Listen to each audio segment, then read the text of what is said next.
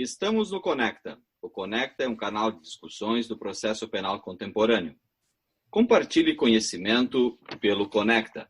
Sou Nereu José Giacomoli, doutor em Direito, professor da Escola de Direito da PUC do Rio Grande do Sul e advogado com escritórios em Porto Alegre e Brasília. Me acompanha o professor Marcos Eberhardt.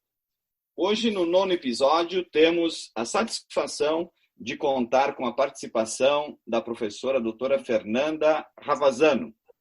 A professora Fernanda é advogada, pós-doutora em Relações Internacionais pela Universidade de Barcelona, na Espanha, doutora em Direito Público pela Universidade Federal da Bahia, também mestre em Direito Público pela Universidade Federal da Bahia, professora do mestrado da Universidade Católica de Salvador e professora na graduação da Universidade Católica de Salvador e do Centro Universitário Instituto Social da Bahia.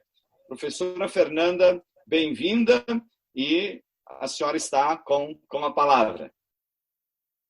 Bom, primeiro eu queria agradecer, professor, o senhor, o professor Marcos também pelo convite, o honroso convite.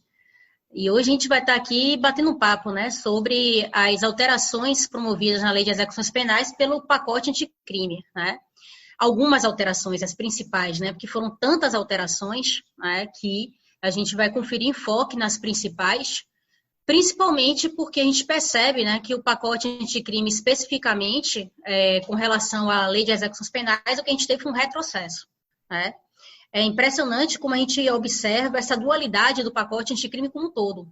Por quê? Porque o projeto ele foi um projeto pensado muito mais numa conotação inquisitorial e que foi desidratado até um certo ponto e aí terminou tendo alguns pontos que a gente pode considerar como avanços e outros como retrocesso. Avanço a gente pode citar a própria figura do juiz de garantias, mas um dos grandes retrocessos do pacote anticrime foi justamente as mudanças promovidas na Lei de Execuções Penais, principalmente porque o pacote conseguiu inserir algumas temáticas que já são consagradas no Supremo Tribunal Federal como inconstitucionais. E outras tantas questões que vão ser objeto de questionamento quanto à sua constitucionalidade, porque simplesmente pega textos expressos do lado do artigo 5º, previsões expressas do artigo 5º e rasga. Só que, para a introdução, a própria previsão do recrudescimento da execução penal, que é o norte, o que norteia aí, a mudança promovida na LEP, as mudanças são várias promovidas na LEP, já tem logo uma disparidade com a recente decisão do Supremo Tribunal Federal, lá em 2015, da DPF 347, da arguição de descumprimento de preceito fundamental, que o Supremo Tribunal Federal reconheceu o estado de coisas inconstitucional do nosso sistema penitenciário, sistema carcerário, entendendo justamente que há aí uma violação massiva e persistente de direitos fundamentais. Então, quando o Supremo ele declara esse estado de coisas inconstitucional, e ele entende que a própria execução da pena no Brasil não é simplesmente uma violação a um direito fundamental, é uma violação massiva aos direitos fundamentais, aos direitos humanos, se reconhece que a necessidade é que haja uma redução do encarceramento. E aí vem o pacote anticrime e faz justamente o oposto. Aumenta o encarceramento, aumenta a duração do cumprimento de penas. Uma das alterações foi nesse sentido, mudou de 30 para 40 anos, o tempo máximo de cumprimento de pena. E, ao mesmo tempo, criou uma série de obstáculos inclusive, por assim dizer, a nível constitucional mesmo, com a vedação da progressão de regime, com a vedação da obtenção do livramento condicional, que mais para frente eu vou estar explicando com um pouco mais de detalhe. E, inclusive, isso vai trazer um impacto na própria lei orçamentária, no novo regime fiscal da União. Então, eu já queria começar aqui chamando a atenção de duas decisões recentes do Supremo Tribunal Federal, uma na DPF 347, em que o Supremo Tribunal Federal foi claro em dizer que a gente deveria entrar no movimento de desencarceramento, de redução da população carcerária, inclusive declarando que houve um equívoco massivo, uma violação massiva de direitos fundamentais, mas do Poder Executivo, Administração Pública, Poder Legislativo e Poder Judiciário, isso que é o estado de coisa inconstitucional, ele se refere a todos os poderes do Estado. E, ao mesmo tempo, a gente teve a emenda constitucional 95, né, de 2016, que deu uma interpretação ao artigo 113 da DCT, né, das disposições transitórias da nossa Constituição, que foi justamente o fundamento do ministro Luiz Fux, na DIN 6299, para poder suspender agora, em janeiro de 2020, janeiro desse ano, a eficácia do juiz de garantias. Ou seja, o Supremo Tribunal Federal entendeu que a implementação do juiz de garantias ela não poderia ocorrer no momento, né? Ficou suspensa essa eficácia.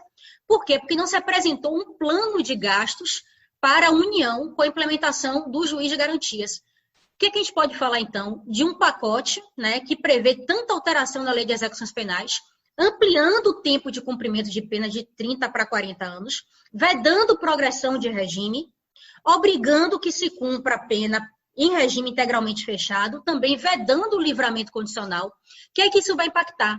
Um aumento aí massivo do encarceramento no Brasil. Ou seja, a gente já estava numa situação extremamente caótica, isso não é de hoje, isso não é nenhuma novidade. A DPF 347 foi julgada nesse sentido, declarando em 2015 essa violação massiva, e a gente chega em 2019/2020, que passou a produzir efeitos o pacote anticrime agora, chega agora, certo? E vem esse pacote para poder dizer, não, vamos aumentar o encarceramento, vamos endurecer as penas, vamos aumentar o tempo de recolhimento aí no cárcere, inclusive aí trazendo impactos para outros tantos princípios aí da Constituição Federal. Então, logo de cara, eu já queria chamar a atenção, né? E aí eu queria saber dos professores, né? Com relação a essa crítica, né? Que logo que a gente tem, vou dizer assim, um retrocesso imediato, por assim dizer. Por quê? Porque foi um julgamento em 2015 ou 2016. Então, são coisas, quer dizer, 2015 e 2020, melhor dizendo, me perdoem. Né? Ou seja, duas decisões recentíssimas do Supremo Tribunal Federal, e aí o pacote anticrime ele já vai, a parte das execuções penais já está violando aí essas duas decisões. Né? Nós temos uma preocupação muito grande a partir dessas reformas que são reformas parciais, e esse é o caso do pacote anticrime, e observe que o pacote ele não se conversou, né? Ele não conseguiu conversar dentro dele mesmo. Ao mesmo tempo em que nós temos, na nossa opinião, pelo menos, num primeiro momento, alguns institutos que têm sentido em relação à pena, vamos trabalhar, por exemplo, o acordo de não persecução penal. Tem todo sentido em relação a sairmos dessa metodologia clássica em relação aos processos criminais, assim como também as questões que estão ao redor da fundamentação da preventiva, da questão do prazo em relação à revisão judicial da preventiva, e que também nós entendemos que deve alcançar as medidas cautelares. Então, o pacote não se conversou. E esse tema da execução penal, efetivamente, é um tema muito dramático na história brasileira, porque nós tivemos poucas vezes uma preocupação com a execução penal, e agora, ao que tudo indicava, nós estaríamos caminhando, quem sabe, a partir de alguns recortes do pacote anticrime, para um momento totalmente diferente, em que nós precisaríamos rever tudo aqui, os equívocos que estamos fazendo. Evidentemente que não se tem saída prática e concreta hoje para outra coisa que não seja, a partir do cometimento de um crime, que nós tenhamos, evidente, uma pena. Nós não temos uma saída prática para isso. A pergunta é, como fazer isso? Ou seja, como vou cumprir essa pena e que tipo de pena será? Aí sim, aí as saídas se desenham. Mas o legislador parece que nesse ponto, em relação à execução penal, por vários motivos, e aqui eu não tenho dúvida, que atendendo ao reclame de garantia pública, né, de garantia da ordem pública, que é tão aberto, que é tão complexo, trouxe principalmente essa questão do aumento das penas. Né, professor Nereu? Sim, exatamente. Embora, como a professora Fernanda mencionou, há alguns avanços no projeto e na lei anticrime, né? Pelo menos esse é o nome dado à lei, né? Nunca vi uma lei evitar crime, em todo caso, né? Se chama de pacote anticrime. Mas ele vem dentro de uma perspectiva de aumento do punitivismo, de expansão do sistema penal e de expansão do sistema carcerário. do encarceramento, da pena privativa de liberdade como a única pena possível, não como a última ratio, mas a prima ratio, e se observa isso no aumento do tempo de cumprimento da pena. Então, nas progressões do regime, houve um retrocesso aqui, porque o apenado antes possuía uma possibilidade de retorno progressivo ao regime de liberdade, à liberdade, mais curto. Agora não, aumentaram esses prazos, então vai ficar mais tempo encarcerado, e vai dificultar esse progressivo retorno à liberdade. Mas também há outras questões do o exame criminológico, por exemplo. Então, queria ouvir a professora Fernanda sobre aqui no artigo 112, esse verdadeiro labirinto, né? Essa verdadeira escala aqui do cumprimento de 16%, 20%, 25%, 40%, né? Na minha perspectiva, isso aumentou aqui da maioria da população carcerária, pelo menos vai ficar mais tempo preso, né? Então, o encarceramento vai ser maior, nós vamos ter não uma diminuição da população carcerária, mas um aumento da população carcerária, não só pelo crime cometido, mas pelo tempo em que a pessoa vai ficar até o final da pena privativa de liberdade. Perfeito, professor. Essa questão do livramento condicional, né, da progressão de regime, o artigo 112, foi estabelecido tanto o critério, né, tantos percentuais, que a gente estava até brincando agora há pouco, né, eu e o professor Marcos, que tem que ter agora uma calculadora científica, né, para a gente saber exatamente quanto da pena que o sujeito vai precisar cumprir, já que agora está trabalhando com percentuais, né, e além de percentuais, são vários critérios e subcritérios para serem analisados, né, no caso concreto. Então, é 16% da pena. Era mais ou menos aquele 1/6, né? Um pouquinho menos que 1/6. É o único inciso, que, por assim dizer, que tem uma, entre aspas, não vou nem dizer vantagem, que vantagem é um termo muito pesado, né? Que teria algo próximo da situação atual. Mas, para isso, ele tem que ser réu primário e o crime tem que ser sem violência ou grave ameaça à pessoa. 20% já muda o critério. Se ele for reincidente em crime cometido sem violência ou grave ameaça. 25% se ele for primário e o crime tiver sido cometido com violência à pessoa ou grave ameaça. 30% se o apenado for reincidente em crime cometido com violência à pessoa ou grave ameaça. 40% se o apenado for condenado pela prática de crime hediondo ou equiparado e se for primário. Essa parte aqui de crime hediondo agora vai virar uma festa, né? Porque cada um dos critériozinhos, se teve morte, se não teve morte, se é primário, se não é, vai mudar o critério. Então, esses 40% ele tem que ser primário e condenado por crime hediondo ou equiparado. Aí vem 50%. Os 50%, a gente vai ter 3 possibilidades, que ele vai ter que cumprir 50% da pena, ou seja, metade da pena, que antes se discutia lá a questão de livramento condicional, agora a gente está discutindo para progressão de regime, né? Condenado pela prática de crime hediondo ou equiparado hediondo, com resultado morte, se for primário, vedado livramento condicional. Aqui logo já tem uma diferença, né, da legislação anterior. Não só pelo percentual, que agora é 50%, antes a gente falava de 2/5 e 3/5, né? Então, agora aqui a gente está falando de 50% da pena, mas ele já veda o livramento condicional. Né? Antes do livramento condicional, ele estava vedado se você fosse reincidente específico em crime hediondo. Agora, simplesmente, né, se ele for reincidente, né, se ele for primário, mais grave ainda, se ele for primário, mas ele foi condenado por crime hediondo equiparado com resultado morte. Ele vai ter que cumprir metade da pena para progredir de regime e não terá direito ao livramento condicional.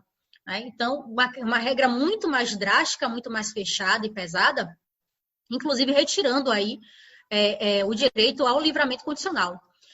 Condenado por exercer o comando individual ou coletivo de organização criminosa estruturada para a prática de crime hediondo ou equiparado.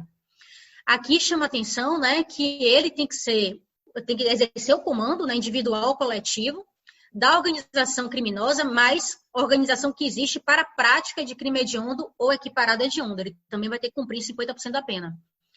E a outra hipótese é quando condenado pela prática de crime de constituição de milícia privada. Né? Então, nisso aí ele já vai ter que ter cumprido 50% da pena dele para progredir. Aí aumenta mais ainda, 60% se o apenado for reincidente na prática de crime hediondo ou equiparado. Então, ele vai ter que cumprir 60% ali da pena. E 70% se o apenado for reincidente em crime hediondo ou equiparado com resultado morte, vedado o livramento condicional. Né? Então, praticamente, ele vai cumprir a pena dele completa no regime fechado. Né? Praticamente, aqui a gente não vai ter a progressão de regime, ele vai progredir de regime já no final do cumprimento da pena, e aqui ficou claro, né, que nessas duas hipóteses da reincidência, né, no caso do inciso 8º, né, reincidência em crime hediondo, ele não vai ter o livramento condicional, e chama mais atenção ainda, né, com relação a ele ter sido condenado por crime hediondo com resultado morte, ainda que ele seja primário, já não vai ter direito aí ao livramento condicional e ter que cumprir metade da pena. Então, o que a gente percebe é justamente esse recrudescimento, né, da legislação, fora que a gente sabe que no caso concreto, como não há aqui uma estimativa fechada, um pouco mais objetiva, daqui a pouco eu vou falar da questão do RDD, que também chama muita atenção, né, essas alterações do RDD, mas aqui também o que causa um certo espanto é que a gente sabe que na prática você definir quem é a pessoa que é o líder ou que exerce liderança, organização dentro daquele grupo especificamente do crime organizado, isso aí é uma polêmica à parte, né?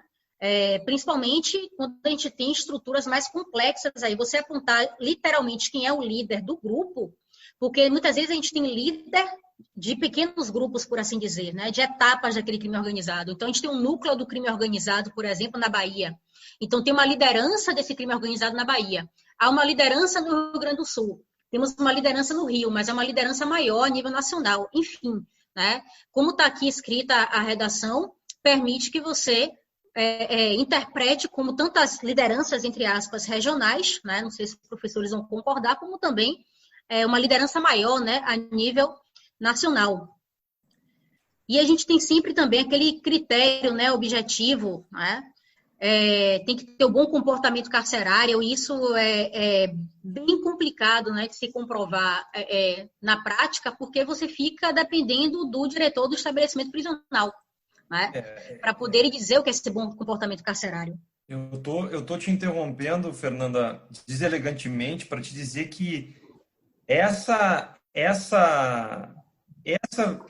esse momento que a gente está vivendo em relação, praticamente um retorno, né, ao exame criminológico, tão combatido, tão lido e relido tantas vezes, e já comprovado que, além da burocratização da execução penal, que nós não precisamos, ou seja, o sujeito já está lá cumprindo a pena, a progressão de regime, quanto mais objetiva, quanto mais desburocratizada for, melhor para todos, para o MP, para o juiz, para o advogado e principalmente para quem cumpre a pena, e até mesmo, principalmente, para o sistema carcerário. Ou seja, quanto mais nós conseguirmos desinchar o sistema carcerário, melhor. Mas, com certeza, me chama muita atenção essa medida, essa proposta de retorno, né, em relação ao exame, porque, por mais que tenha, inclusive, a súmula lá do Supremo Tribunal Federal,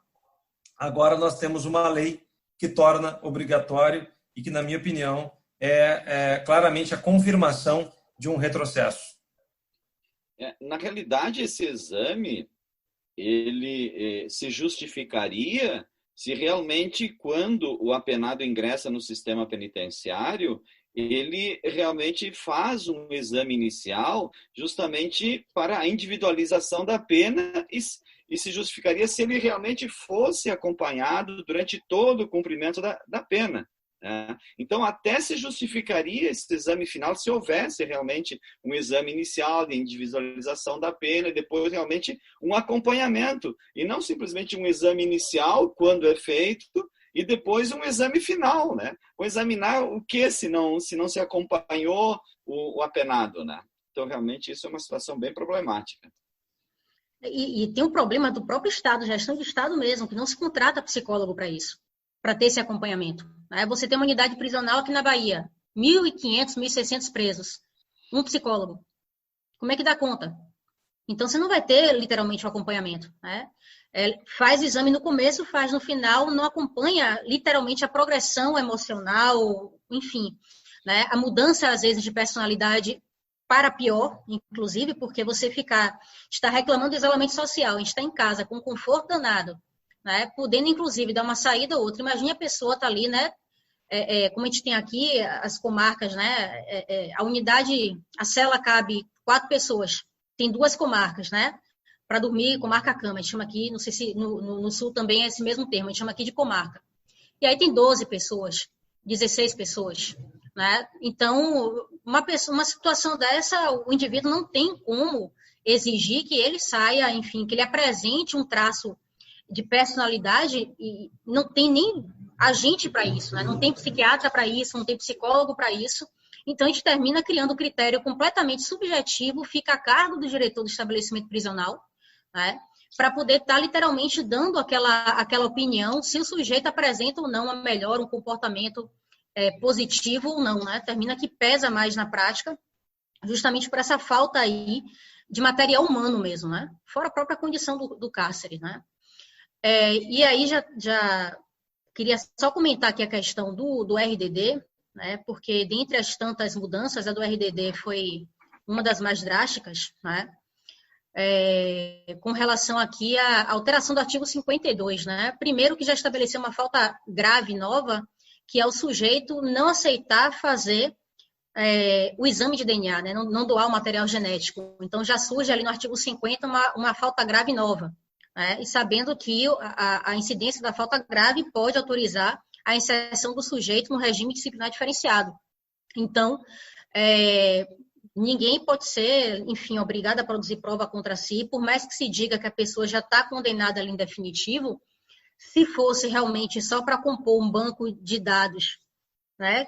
Se fosse somente para isso, não precisaria você ter ali acesso ao DNA da pessoa que já foi condenada com trânsito julgado. A culpa dela já foi esclarecida, né? Por óbvio que esse material é colhido para tentar elucidar outros casos que estão ainda em investigação. E o sujeito, por ser condenado a crime hediondo, ele é obrigado a ceder ali o material genético dele. E o pacote anticrime alterou também a lei de identificação criminal, passando, né, a prever isso também.